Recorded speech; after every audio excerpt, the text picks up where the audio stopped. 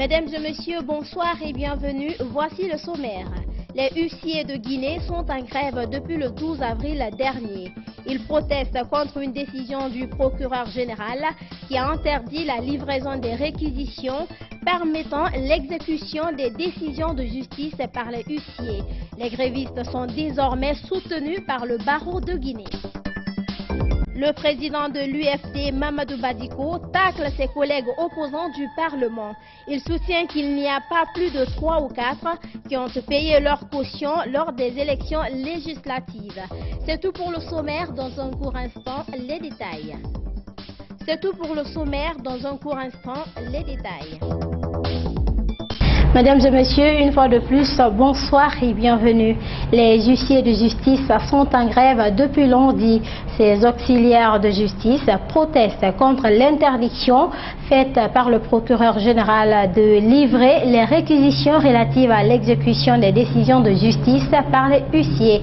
Ansoubaïlo Baldé a joint au téléphone le président de la Chambre nationale des huissiers et de justice de Guinée. Suivez. Depuis lundi dernier, les huissiers de justice de Guinée ont entamé une grève générale et illimitée sur toute l'étendue du territoire national. Cette catégorie de l'appareil judiciaire se sent affectée négativement par certaines décisions des autorités au plus haut niveau. Tout est parti de l'interdiction par le procureur général de délivrer les réquisitions relatives à l'exécution des décisions de justice par les huissiers. Le président de la Chambre nationale des huissiers de justice de Guinée explique. Depuis lundi, nous sommes en débrayage et ce débrayage est consécutif au refus du parquet général de nous délivrer des réquisitions qui autorisent les forces de sécurité, la police et la gendarmerie notamment, à prêter leur concours lors d'une exécution forcée des décisions de justice. Vous savez, notre hiérarchie, c'est le procureur général, c'est lui qui est signataire des réquisitions. Il aurait reçu des instructions de la plus haute autorité à ne pas délivrer des réquisitions pour des décisions relatives au déguerpissement et expulsion. Le mot d'ordre est de cesser toute activité à leur niveau, soutient Maître Souri Daouda Kamara. On dit bien toutes les activités, c'est au pluriel, sont suspendues jusqu'à nouvel ordre, jusqu'à ce qu'on ait satisfaction. N'est pas obtenue. Si cette satisfaction n'est pas obtenue, ce débrayage perdurera aussi longtemps. Sur toute l'étendue du territoire national, pour une durée illimitée. Alors que le travail des huissiers de justice est d'une importance capitale dans le fonctionnement de l'appareil judiciaire. Mais avec cette grève déclenchée, cela a des conséquences néfastes. Cela a des répercussions sur le fonctionnement de la justice. Parce que l'huissier est au début et à la fin de chaque procédure. Donc vous ne pouvez pas être en procès sans passer par un cabinet d'huissier. Ce sont les huissiers de justice qui introduisent l'acte introductif d'instance, ce qu'on appelle l'assignation, c'est-à-dire la convocation en quelque sorte. Vous êtes opposé à X autour d'un bien immobilier par exemple, c'est un huissier de justice qui pose l'acte d'assignation. L'acte qui saisit le tribunal de votre plainte, de votre demande. Et la décision, une fois rendue, est remise à l'huissier de justice pour exécution. Imaginez si cet officier public n'est plus opérationnel, que devient la justice? Posez-vous la question. Avant toute reprise des activités, les huissiers de justice de Guinée ont une réclamation. C'est celle de demander l'abolition des réquisitions. La reprise deviendra possible lorsqu'il sera mis fin à cette question de réquisition. C'est-à-dire nous voulons l'abolition pure et simple, qu'on ne parle plus de réquisition parce que c'est ce que prévoit le traité de l'OADA. La Guinée est un pays membre de l'espace OADA. Au ministère de la Justice, où nous avons contacté le conseiller en communication, aucun commentaire pour le moment sur cette question. Le barreau de Guinée s'est également lancé dans la danse pour soutenir les huissiers de justice. Dès lundi 19 avril, les avocats aussi vont déclencher une grève. Cette grève prendra le temps que durera la négociation par rapport aux revendications posées par les huissiers. Nous avons joint Maître Djibril Kouyaté. Il est le bâtonnier de l'ordre des avocats de Guinée. Suivez. Nous avons dit que les greffiers sont en amont et en aval de l'action judiciaire. C'est-à-dire que quand il veut intenter une action en justice, il faut passer par un huissier. C'est l'huissier qui sert les actes de justice. Et quand il obtient une décision de justice, c'est l'huissier qui la met en exécution. Donc nous, les huissiers, nous sommes indispensables dans l'exercice de notre profession. En tout cas en ce qui concerne le volet judiciaire. C'est eux qui débraillent, c'est très difficile pour nous de pouvoir travailler. À partir du lundi, on devra, comme les huissiers, on ne travaillera pas. On fermera nos cabinets en attendant que les huissiers reprennent le travail.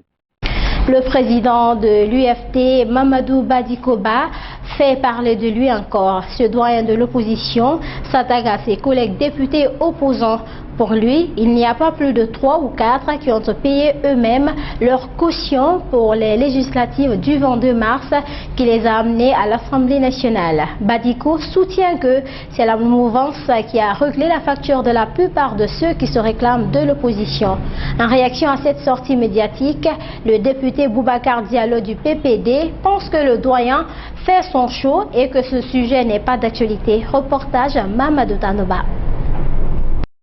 La déclaration du député Mamadou Badikoba chez nos confrères de FIM FM alimente le débat au sein de l'opposition parlementaire. Le président de l'UFD soutient qu'il n'y a pas plus de 3 ou 4 députés ayant payé leur caution de participation aux dernières législatives, ce qui signifie que la grande partie a été financée par la mouvance. Boubacar Diallo, député de la 9e législature, pense que Badiko fait son show.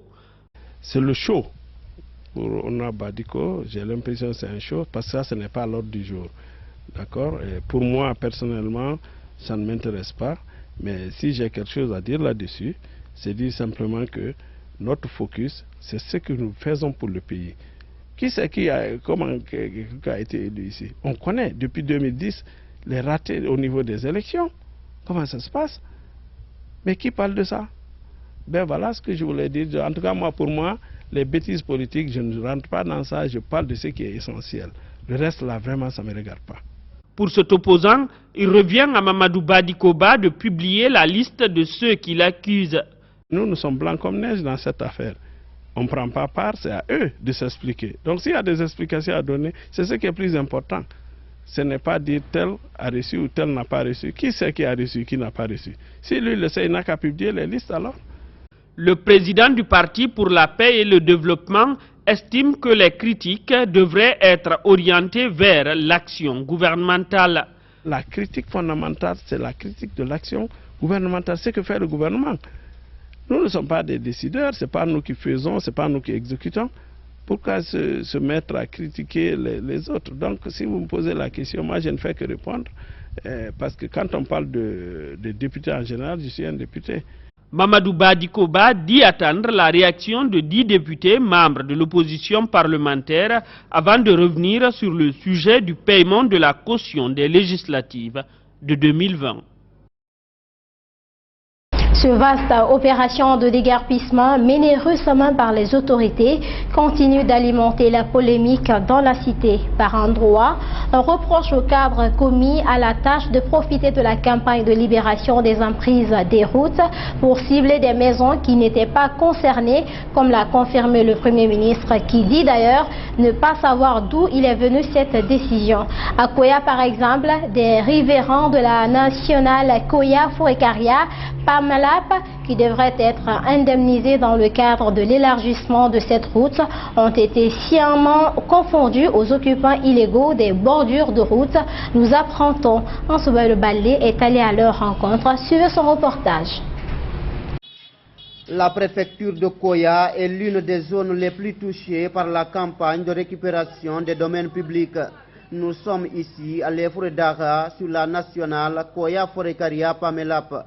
Le long de cette route, plusieurs maisons, boutiques et magasins sont cochés pour être démolis. Sommés de quitter dans 72 heures par les services de l'habitat, les citoyens concernés ont décidé eux-mêmes de démolir avant l'arrivée des machines de casse.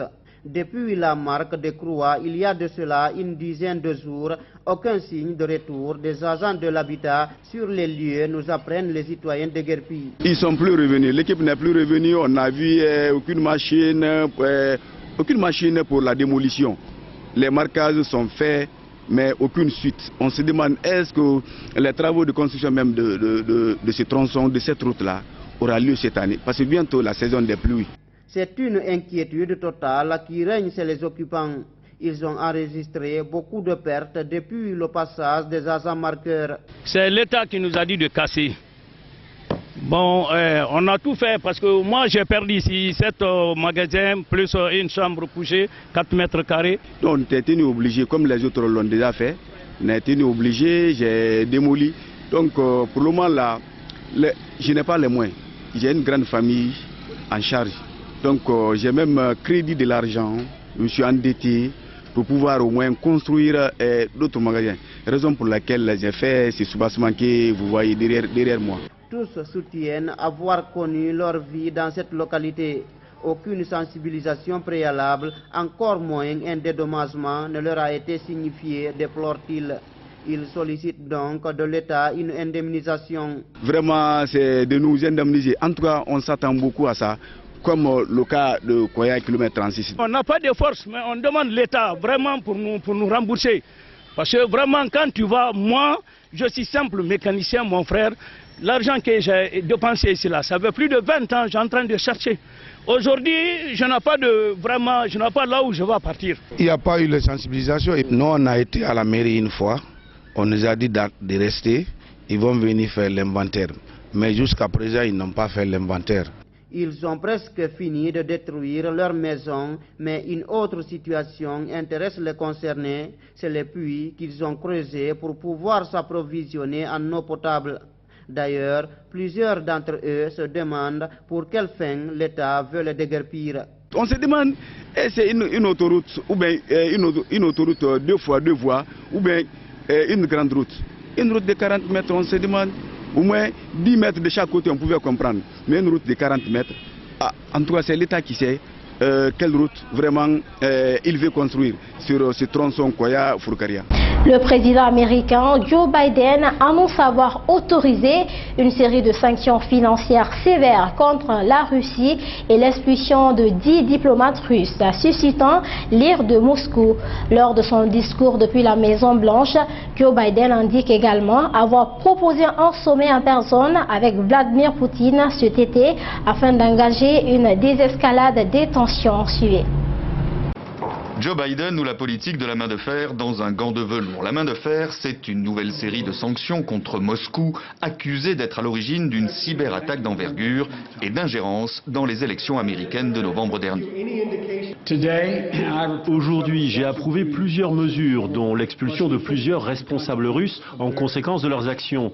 J'ai également signé un décret autorisant de nouvelles sanctions visant à lutter contre certaines actions préjudiciables menées par la Russie contre les intérêts américains. 10 diplomates russes bientôt expulsés, des sanctions contre des sociétés technologiques russes, interdiction aux banques américaines d'acheter de la dette émise par la Russie, le reste des sanctions étant pour le moment tenu secret. Le gant de velours de Joe Biden, c'est la main tendue à Vladimir Poutine pour organiser un sommet bilatéral à même d'établir, dit-il, un dialogue de stabilité stratégique. Le moment de la désescalade est venu.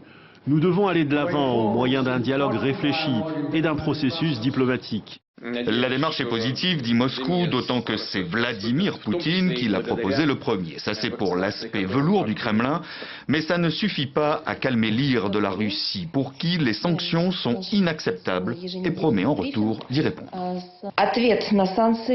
La réponse aux sanctions est inévitable. Les États-Unis d'Amérique doivent se rendre compte qu'ils doivent payer pour la détérioration des relations bilatérales. Et déjà en coulisses, à défaut de relations diplomatiques réelles et constructives entre les deux pays, la Finlande, pays non membre de l'OTAN et partisan du dialogue avec Moscou, propose d'accueillir le sommet Biden-Poutine, si bien évidemment il doit avoir lieu. 9 figures du mouvement pro-démocratie hongkongais ont comparu devant la justice. Parmi eux, Martin Lee, père de la démocratie, et Jimmy Lee Maillon des médias. Reportage. Je me sens complètement détendu. C'est dans cet état d'esprit que Martin Lee est entré dans le tribunal. À sa sortie, l'avocat de 82 ans connaît son sort. 11 mois de prison avec sursis. Il salue ses soutiens sans un mot aux journalistes. Le signal est fort, Martin Lee est aussi le père de la démocratie. Des années plus tôt, en 1997, il avait été choisi par Pékin avant la rétrocession pour rédiger la loi fondamentale. Ce texte qui sert de constitution à Hong Kong. Même avec sursis, cette sanction est vécue par la nouvelle génération comme un moyen d'intimidation.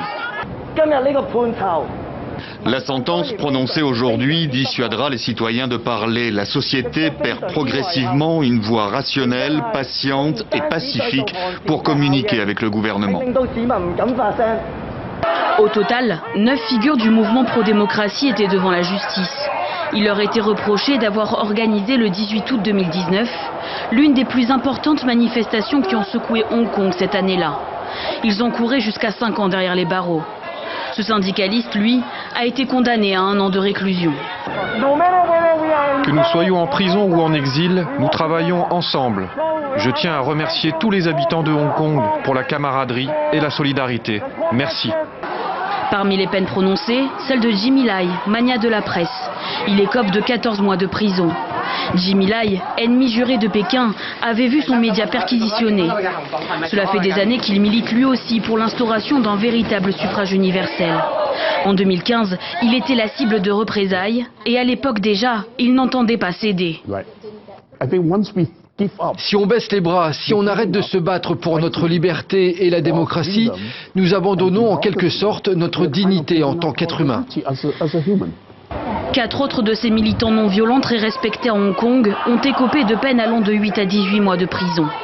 Les manifestations qui ont eu lieu dans la région il y a maintenant 2 ans laissent en mémoire d'impressionnantes images. En réponse, Pékin a imposé à la région une loi draconienne sur la sécurité nationale. De quoi dissuader une fois de plus les élans de contestation.